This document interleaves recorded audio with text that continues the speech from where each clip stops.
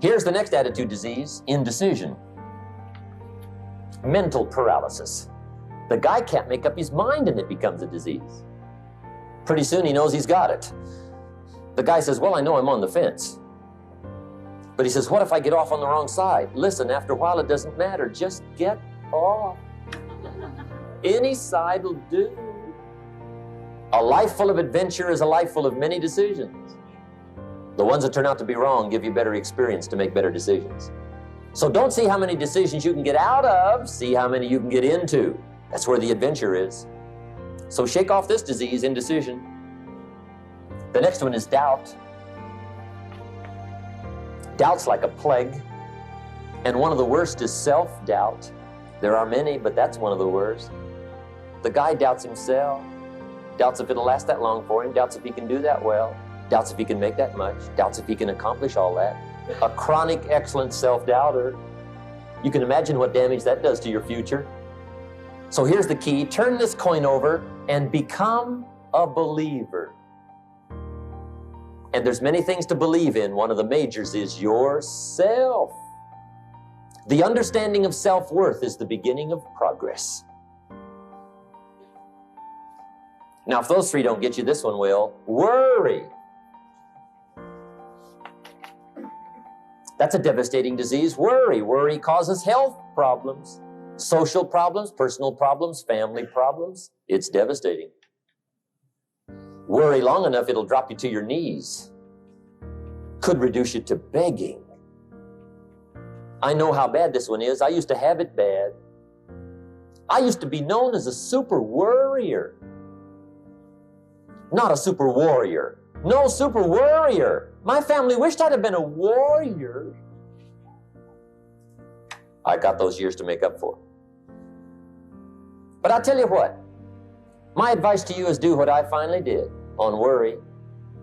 Give it up. Who needs it? I'm not saying it's easy. I'm saying it's worth it. It took me almost 1 year to kick the worry habit, and it was not an easy year. It was one of the toughest years I ever spent, but I finally got that monkey off my back. And I discovered you could live the most incredible life free of worry. Not free of challenge, not free of difficulty, free of worry. I learned how to do it, and you can. Here's the next attitude disease. Overcaution. Some people never will have much. They're too cautious. Now, you can also be too reckless, but you can also be too cautious. This is called the timid approach to life. And my caution was always the risk. Risk used to drive me right up the wall. I used to say, what if this happens? It's called the language of the poor. What if this happens? And on top of that, if this was to happen, look at the fix I'd be in. I better not try.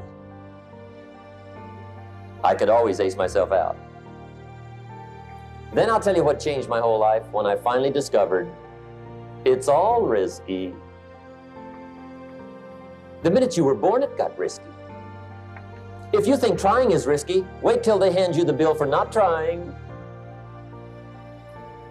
If you think investing is risky, wait till you get the tab for not investing. See, it's all risky. Getting married is risky. Having children is risky. Going into business is risky. Investing your money is risky. It's all risky. I'll tell you how risky life is. You're not going to get out alive.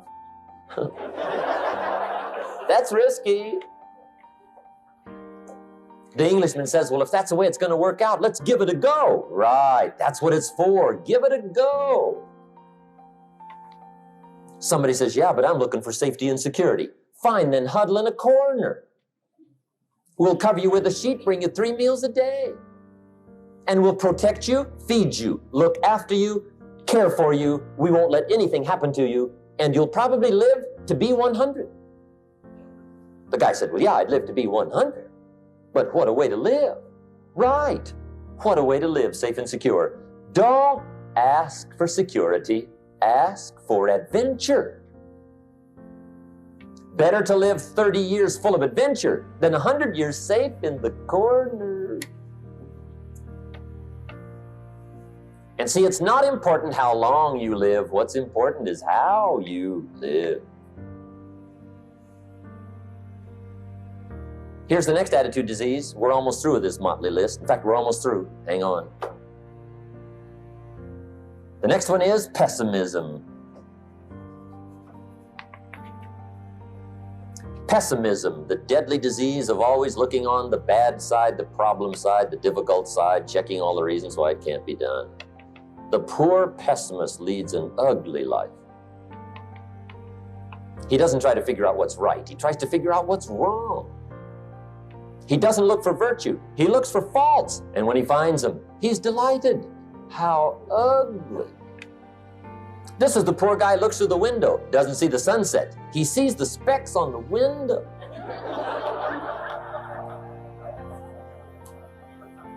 And this is the poor guy, right, who rushes up, takes such leave of his senses. This guy rushes up and he says, I've got 5 good reasons why it won't work. He's so dumb, he doesn't know. All he needs 1. He's got 5.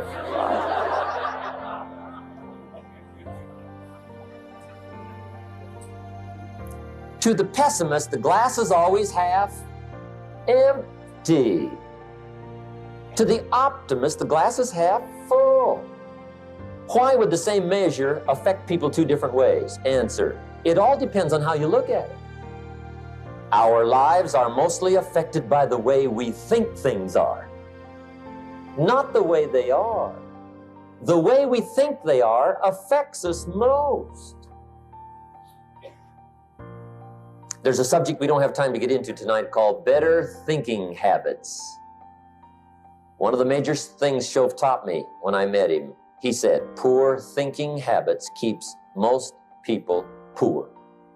Not poor working habits. Most people work hard, but they don't think hard. And Shove taught me that the mind is like a factory, a mental factory. And whatever you think about all day long pours ingredients into this mental factory. And that's what builds the economic, social, financial fabric of your life. He quoted me a Bible phrase that says, as you think, so you become. How awesome. When he talked about poor thinking habits, he had me. I used to start the day reading the morning newspaper. I mean, you can believe that or not. I'd get a cup of coffee and read the paper. I'd load up on wars and riots and murders and stabbings and killings and bank robberies and muggings and car wrecks and tragedies. I'd even read the back pages. I seem to like that stuff for some weird reason. I'd load up on all that, and then I'd start the day. You can imagine the kind of days I used to have. You walk around on your financial knees. They call you economic peewee.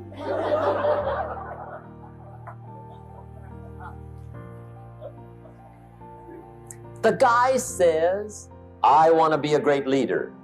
Wonderful. The first thing we do is follow him to his house. When we get there, we walk in and check his library, number 1. Somebody says, well, why check his library? The reason is because what a man reads pours massive ingredients into his mental factory, and the fabric of his life is built from those ingredients. You would not believe what some people have got in their house to read. You would not believe. One of the best dressed up words I know for a lot of it is trash. Can you imagine dumping a barrel of trash into this mental factory every day and coming out with a rich, dynamic, positive life? It can't be done. You might as well try making a cake with cement. The kids back in Danbury, Connecticut, high school, they're asking me questions one day. I'm talking to the kids. Kids got good questions these days. One of them said to me, Mr. Rohn, how do you build the good life? I said, it's simple. It's not easy, but it's simple. Here's how you build anything. Select the right ingredients, keep out the wrong ingredients, and it starts with thought. Everything starts with thought. So you must be wise and careful what you think about, because that starts everything. You got to be wise and careful. I asked the kids, what would happen if somebody dropped sugar in my coffee? They said, well, you'd be okay. I said, what if somebody dropped strychnine in my coffee? They said, well, you'd be dead. I said, correct. Lesson 1. Life is both sugar and strychnine. You gotta be careful. I said, what if my worst enemy drops in the sugar? They said, will you be okay? I said, what if my best friend, even by accident, drops in the strychnine? They said, well, you'd be dead. I said, correct. Lesson 2, watch your coffee.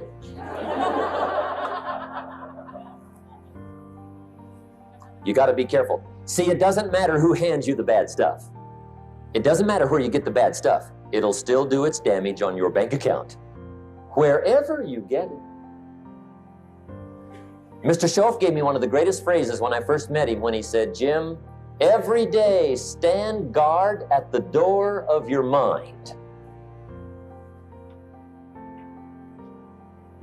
How important. Stand guard at the door of your mind. And you decide what goes into your mental factory. Don't let anybody just dump anything they want to in your mental factory, because you've got to live with the results. Okay, here's the last disease, and we're through with this list. In fact, we're almost through. Hang on. The last subject is very brief. The last disease, but this one is deadly. Engage in this one, indulge in it even slightly, and you might as well forget the future, because it's going to forget you. Complaining, crying, whining, griping, a Bible word called murmuring. See, that'll ace your future. Spend 5 minutes complaining, and you have wasted 5. And you may have begun what's known as economic cancer of the bone. Surely they will soon haul you off into a financial desert and there let you choke on the dust of your own regret. I hope I said that well, so you won't forget. It's a deadly disease. If you don't think it's bad, ask the children of Israel of Old Testament fame. Typical of us all, their story just happened to get in the book. Story says, children of Israel were slaves. God performed a series of dazzling miracles and got them out. And now they're heading for the promised land. Remember the story? Heading for the promised land. Tragedy of the story, they never got there. Reason. From day one, they started to complain. They griped about the water. They griped about the weather. They whined and cried and griped about the food. They griped about the leadership. They whined and cried because it was too far, too cold, too hot, too difficult, too miserable. I mean, they whined and cried for years. Finally, God said, I've had it, trip canceled. Or something like that. The story says they died in the desert, never got to the promised land. Which I think means 2 things. Indulge in this long enough, you get your future canceled. And I guess it also means even God himself can only take so much.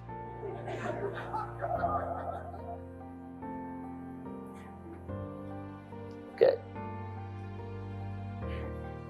Just be on the lookout of the things that can destroy all the good you start. The war is on. And this evening, tomorrow, mentally, personally, socially, economically, you got to make sure you're winning the war. And this is part of it.